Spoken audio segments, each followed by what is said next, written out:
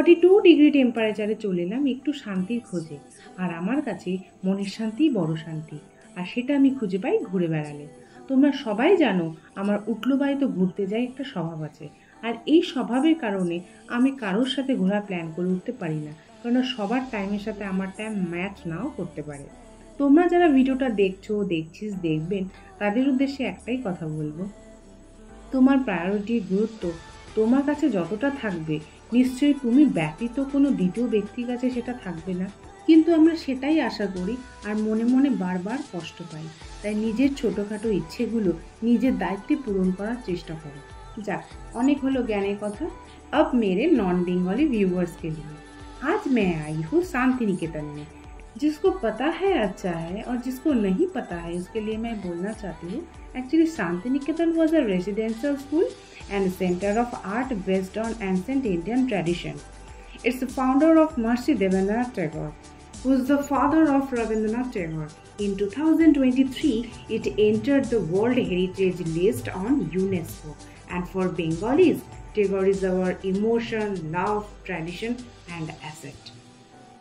Basically Santiniketan में अब एक यूनिवर्सिटी है जिसका नाम है विश्व भारती यूनिवर्सिटी। बस इंडिया में नहीं, इंडिया के बाहर भी इसका नाम चर्चित है। इंडिया के बाहर से भी बहुत सारे स्टूडेंट लोग यहाँ पे पढ़ने के लिए आते हैं। अगर पढ़ाई के लिए ये यूनिवर्सिटी के बारे में कुछ और भी जानना है तो तुम लोग गूगल कर सकते हो, नहीं तो मेरे को कॉल करके पूछ सकते हो। স্টেশনের নামতেই এখানে অজস্র টোটো অপেক্ষা করে হোটেল, রিসর্ট, হস্টেলে নিয়ে যাওয়ার জন্য। যেহেতু আমি প্রচুরবার এখানে এসেছি, তাই দেখবার মতন আমার সেরকম কিছু নেই, তাই আমি পায়ে হেঁটেই চেষ্টা করবো যতদূর এগিয়ে যাওয়া যায়। তারপর যদি না পারি টোটো ধরে ক্যাম্পাস পর্যন্ত পৌঁছাবো। এদিক ওদিক ঘুরতে ঘুরতে খানিকটা হেঁটে আমি এগিয়ে গিয়ে ক্যাম্পাস পর্যন্ত যাওয়ার একটা টোটো ধরে নিয়ে ক্যাম্পাস পর্যন্ত পৌঁছে সেখান থেকে ছোটোখাটো ডিনার করে পৌঁছে গেলাম সোজা হোটেলে। সারাদিনের ক্লান্তির পর আমার আর ইচ্ছে ছিল না এদিক ওদিক ঘোরার। হোটেলে পৌঁছে সেখানে টানা একটা ঘুম দিয়ে ঝরঝরে একটা সকালে ঢুলু ঢুলু চোখ নিয়ে উঠে পড়লাম। Good morning everyone, welcome back to my channel, to a new blog. সকাল সকাল ঘুম থেকে উঠে এবার রেডি হওয়ার পালা, কেননা 11টার মধ্যে আমার হোটেল থেকে চেক আউট করতে হবে।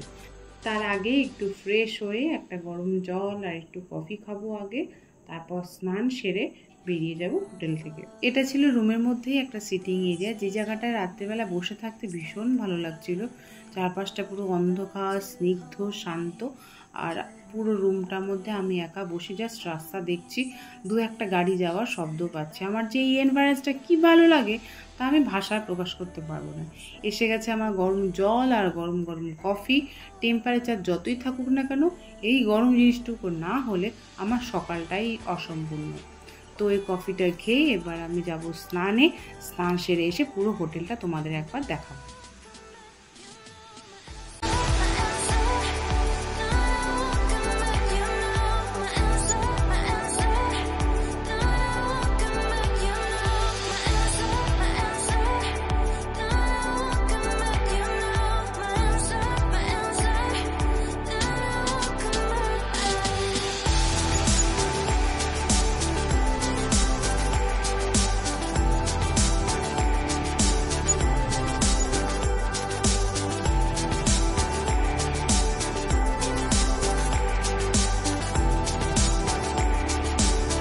হোটেলের নাম বনপুলা, যেটা বিশ্বভারতী ক্যাম্পাস থেকে মাত্র walking distance 10 minute.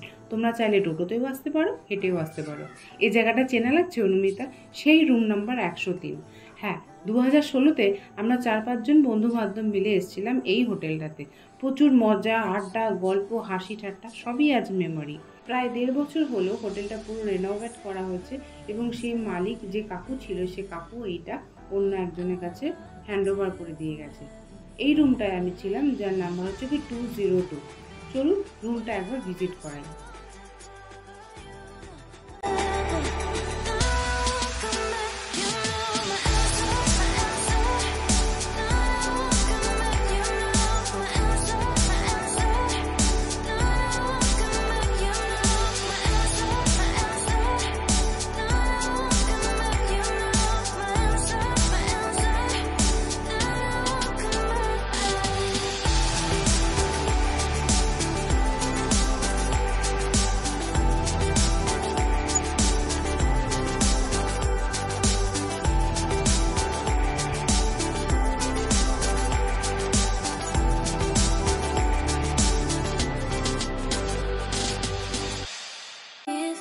baby, don't wanna fall again. This just hurt me. Just think about it, but you hold me like you don't wanna break. I need some space. Just think about it, maybe separate is better, better.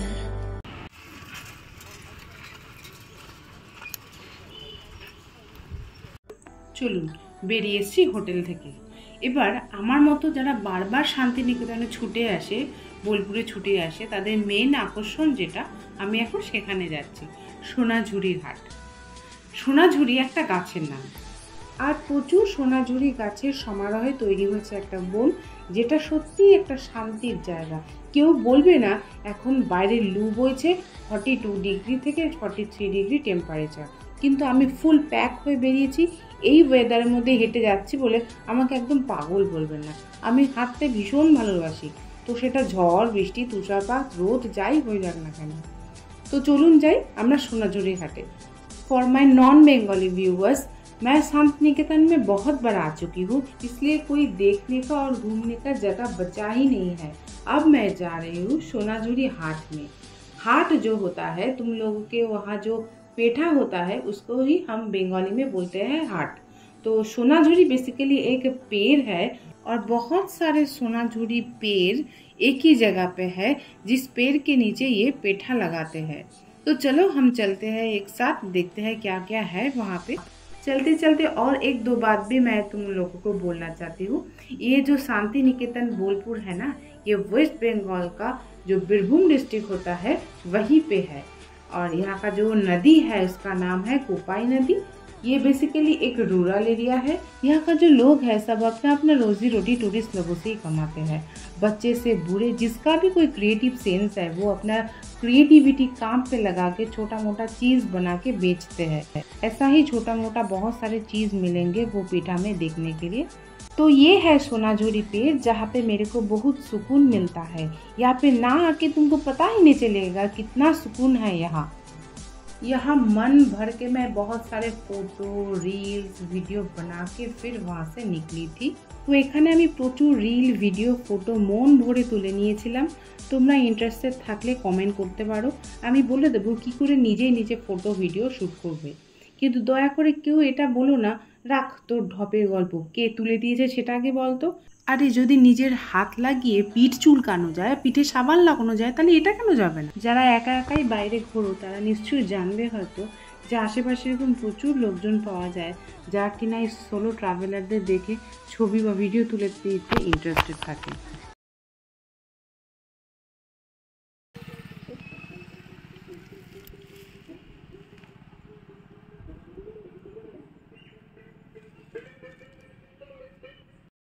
দূর দূরান্ত পর্যন্ত শুধু গাছ আর গাছ, যত দূর চোখ যায়। আর এগুলো ছিল বলেই আজও পর্যন্ত আমরা অক্সিজেন নিয়ে বেঁচে আছি, নাহলে চতুর্দিকে যা চলছে গাছ কেটে এক সর্বনাশা উদযাপন। আগামী দিনগুলোতে বেঁচে থাকার জন্য আমাদের প্রত্যেকের উচিত চারপাশটাকে ঠিক এরকমই সবুজে সবুজে ভরিয়ে তোলা। আমি এবার ভিডিওর একেবারে শেষ প্রান্তে পৌঁছে গেছি। এবার আমি হাটের দিকে যাব। তার আগে একটা কথা আমি বলি, হাট কিন্তু জেনারেলি সেই সব ক্রেতাদের জন্য যারা আমরা ছোট কারিগর বা ছোট ব্যবসায়ীদের সাহায্য করতে চাই।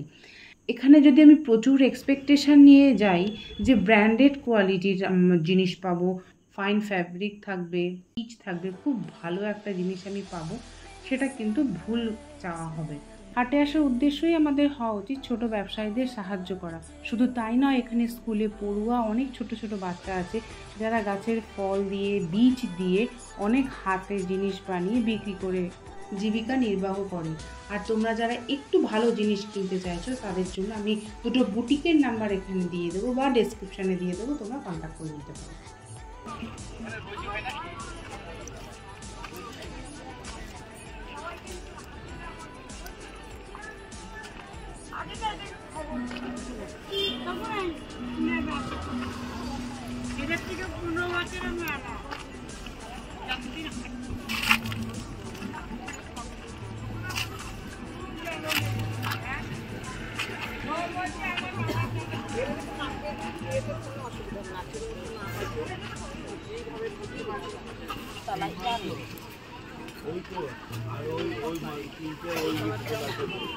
ভীষণ অপূর্ব কালারফুল একটা হাট। আমি পার্সোনালি তোমাদের সাজেস্ট করব অবশ্যই এখানে যাও এবং কেনাকাটা করো আর এইসব ছোট ব্যবসায়ীদেরকে সাহায্য করো।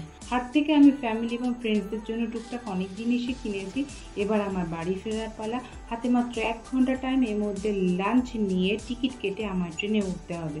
যদি ভিডিওটা কিছু ভালো লেগে থাকে, do not forget to like, share, subscribe my channel propose happiness. আসবো একটা নতুন ব্লগ নিয়ে। Till then take care, bye by.